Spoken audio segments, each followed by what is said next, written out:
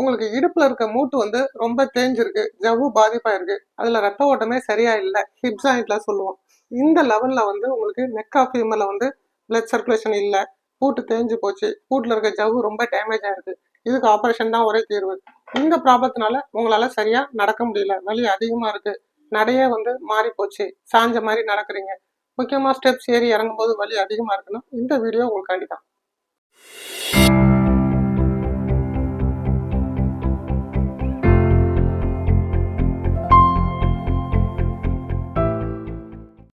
Hello everyone, நான் doctor Josudas, Shalom physiotherapy, Tiruvannamalai. இந்த வீடியோவில் ஏவிஎன் ஆஃப் ஹிப்னு சொல்லுவோம், avascular necrosis of hip, osteo necrosis of hip joint அப்படின்னு சொல்லுவாங்க.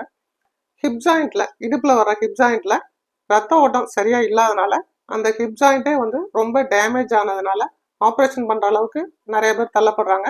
இந்த கண்டிஷன் வந்து யார் யாருக்கு பாதிக்கும், இந்த கண்டிஷன் வந்து யார் யாருக்கு வரும், பாதிக்கப்படுறவங்களுக்கு எந்த மாதிரியான அறிகுறி இருக்கும், இதுக்கு எந்த மாதிரியான எக்ஸசைஸ் செஞ்சு அந்த ஹிப் ஜாயிண்ட்டுக்கு பிளட் சர்க்குலேஷனை வந்து எப்படி இன்க்ரீஸ் பண்ணலாங்கிறத பற்றி நான் சொல்கிறேன்.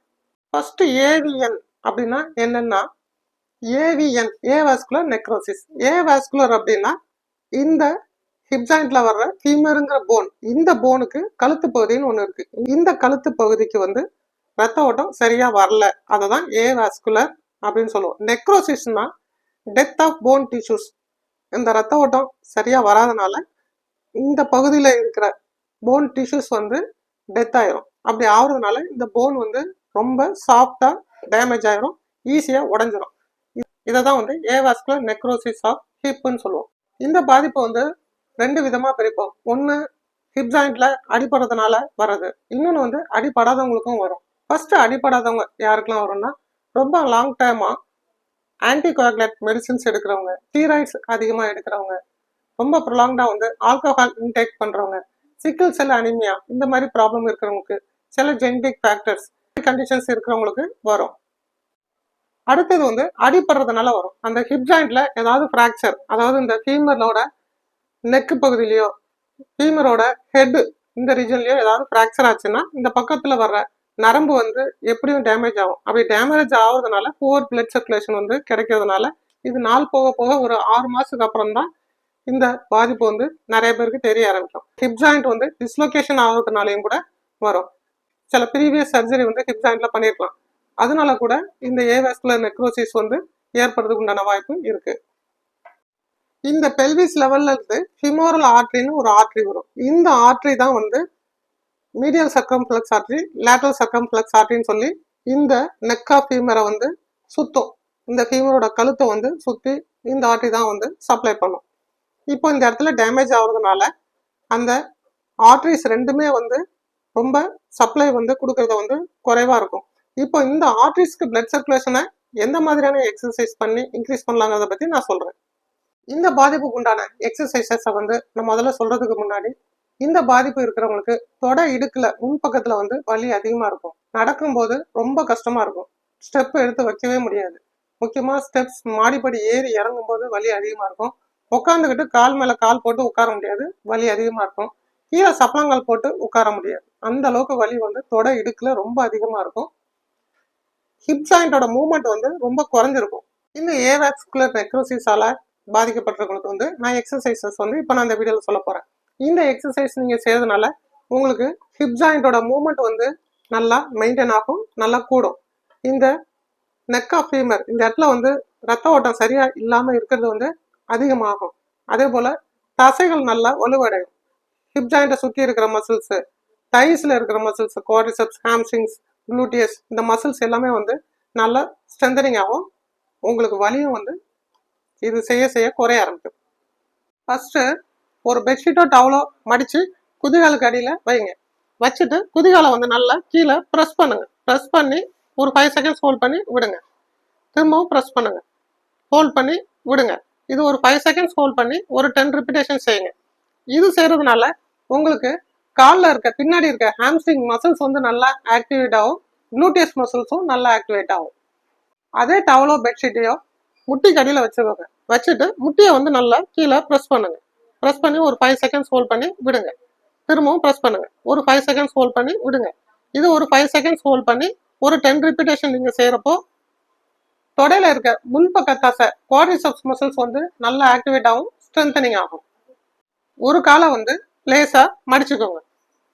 இந்த காலை வந்து ஸ்ட்ரைட்டா அந்த முட்டி அளவுக்கு தூக்குங்க. தூக்கிட்டு ஒரு 5 செகண்ட்ஸ் ஹோல்ட் பண்ணுங்க. ரிலாக்ஸ். திரும்பவும் தூக்குங்க. ஒரு 5 செகண்ட்ஸ் ஹோல்ட் பண்ணி இதையும் வந்து ஒரு 10 ரிப்பீட்டேஷன் வந்து செய்யுங்க. இந்த எக்ஸசைஸ் செய்யறதுனாலே வந்து உங்களுக்கு தொடையில இருக்க முன்பக்க தசையும் பின்பக்க தசையும் ஹாம்ஸ்ட்ரிங்ஸ் குவாட்ரிசெப்ஸ் ரெண்டுமே ஆக்டிவேட் ஆகிறது மட்டும் இல்லாமல் நல்லா ஸ்ட்ரென்தனிங் ஆகும். ஸ்ட்ரென்தனிங் ஆகிறதுனால உங்களுக்கு அந்த ஃபிமோரல் ஹெட்டுக்கு வந்து நல்லா பிளட் சர்க்குலேஷனும் வந்து நல்லா இம்ப்ரூவ் ஆகும். ஹிப் ஜாயிண்ட்ல வந்து ஹிப் அப்டக்ஷன் மூவ்மெண்ட் வந்து ரொம்ப லிமிடேஷனா இருக்கும். அந்த ஜாயிண்ட் வந்து நல்லா ஸ்டிஃப்னஸா இருக்கிறதுனால. அதனால ஹிப் அப்டக்ஷன் மூவ்மெண்ட் வந்து மெதுவாக செய்யுங்க. உங்களால ஃபுல்லா தூக்க முடியாட்டாலும் கிராஜுவலா கொஞ்சம் கொஞ்சமா உங்களால முடிஞ்ச அளவுக்கு செய்யும் போது உங்களுக்கு ஹிப் ஜாயிண்டோட மூவ்மெண்ட் வந்து நல்லா ரைஸ் ஆகும். இதுக்கு நீங்க சைடா படுத்துட்டு எந்த காலில் வந்து உங்களுக்கு மூவ்மெண்ட் குறைவா இருக்கோ அந்த காலை வந்து மெதுவா ஸ்ட்ரைட்டா மேல தூக்குங்க. தூக்கிட்டு இறக்குங்க. இது வந்து ரிப்பீட்டடா ஒரு 10 to 20 டைம்ஸ் வந்து 2 டைம்ஸ் a day நீங்க செய்யறப்போ ஹிப் ஜாயிண்டோட மூவ்மெண்ட் வந்து கிராஜுவலா இன்க்ரீஸ் ஆகும். ஆரம்பத்துல வந்து உங்களுக்கு மூவ்மெண்ட் வந்து லிமிட்டடா தான் இருக்கும். உங்களுக்கு ரொம்ப ரேஞ்ச் வந்து தூக்க முடியாது. பட் ஆனா நீங்க இதை ப்ராக்டிஸ் பண்ண பண்ண உங்களுக்கு ரேஞ்ச் ஆஃப் மூவ்மெண்ட் வந்து ஹிப் ஜாயிண்ட்ல வந்து நல்லாவே இன்க்ரீஸ் ஆகும். 2 காலையும் சேர்ந்த மாதிரியே வந்து மடக்கி மடக்கி நீட்டுங்க. இதுவும் வந்து ஒரு 10 to 20 ரிப்பீட்டேஷன் வந்து செய்யுங்க. ஒரு காலோட மூவ்மெண்ட் வந்து அதிகமா இருக்கலாம், ஒரு காலோட மூவ்மெண்ட் வந்து குறைவா இருக்கலாம். பட் நீங்க செய்ய செய்ய 2 காலோட மூவ்மெண்ட் வந்து கிராஜுவலா இன்க்ரீஸ் ஆகும். மூவ்மெண்ட் செய்ய செய்ய அந்த ஜாயிண்டோட லூப்ரிகேஷன் வந்து நல்லா இன்க்ரீஸ் ஆகும். பிளட் சர்க்குலேஷனும் வந்து அந்த ஜாயிண்ட்டுக்கு வந்து நல்லா இன்க்ரீஸ் ஆகும். இப்போ நான் சொன்ன எக்ஸசைஸ் எல்லாம் பார்த்தீங்கன்னா ரொம்ப ஈஸியானது தான். பட் ஆனால் பாதிக்கப்பட்டவங்களுக்கு இது செய்யறதுக்கே வந்து ரொம்ப கஷ்டமா இருக்கும். நீங்க ரெகுலரா ப்ராக்டிஸ் செய்துட்டே இருங்க. செய்ய செய்ய வந்து உங்களுக்கு அந்த ஃபிமோரல் நெக்கில் வந்து நல்ல ரத்த ஓட்டம் அதிகரிக்கும், வலி குறையும். ஏவியனை வந்து 4 ஸ்டேஜாக பிரிப்போம். ஸ்டேஜ் 1, ஸ்டேஜ் 2, ஸ்டேஜ் 3, ஸ்டேஜ் 4 அப்படிங்கிறது அந்த பாதிப்புக்கு ஏற்ற மாதிரி எம்ஆர்ஐ ஸ்கேன்ல வரும். ஸ்டேஜ் 4 இருக்கவங்களுக்கு ஆப்ரேஷன் தான் ஒரே சொல்யூஷன். உங்களுக்கு வந்து எக்ஸசைஸ் மற்ற எதுலையுமே வந்து யூஸ் கிடையாது, வேற எந்த ட்ரீட்மெண்ட்ஸுமே இல்லை அப்படிங்கிற சுச்சுவேஷன் இருக்கு. இப்போ நீங்க ஸ்டேஜ் 4 இருந்தாலும் சரி, ஸ்டேஜ் 3 இருந்தாலும் சரி, உங்களுக்கு பிசியோதெரப்பியில் சில அட்வான்ஸ் ட்ரீட்மெண்ட்ஸ் நிறைய இருக்கு. அந்த ட்ரீட்மெண்ட்ஸ் மூலியமா இந்த ஃபிமோரல் நெக் ரீஜனுக்கு வந்து நல்ல பிளட் சர்க்குலேஷனை முதல்ல இன்க்ரீஸ் பண்ணலாம். ரத்த ஓட்டம் அதிகரிக்கிறதுனால உங்களுக்கு நிச்சயமா வந்து அந்த இடத்துல ஃப்ளூயிட் கண்டென்ட் அதிகமாகனால உங்களுக்கு அந்த ஹிப் ஜாயிண்டோட மொபிலிட்டி வந்து நல்லா இன்க்ரீஸ் ஆகும்.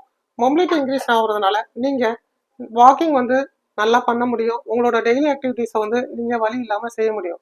இதுக்குன்னு சில அட்வான்ஸ் ட்ரீட்மெண்ட் ப்ரோட்டோகால்ஸ் வச்சிருக்கோம். அது மூலியமா உங்களுக்கு அந்த ஹிப் ஜாயிண்ட்ல வந்து பிளட் சர்க்குலேஷனை இன்க்ரீஸ் பண்ணிடுவோம். மூவ்மெண்ட் லிமிடேஷனாக இருக்கிறத வந்து உங்களுக்கு நார்மல் ரேஞ்சுக்கு கொண்டு வந்துடுவோம். பெயினை குறைச்சிருவோம். மசில் வந்து நல்லா ஸ்ட்ரென்தனிங் பண்ணிடுவோம். அதனால நீங்கள் பெயின் ஃப்ரீயாக உங்களோட லைஃப்பை வந்து ஆப்ரேஷன் இல்லாமல் ரன் பண்ண முடியும்.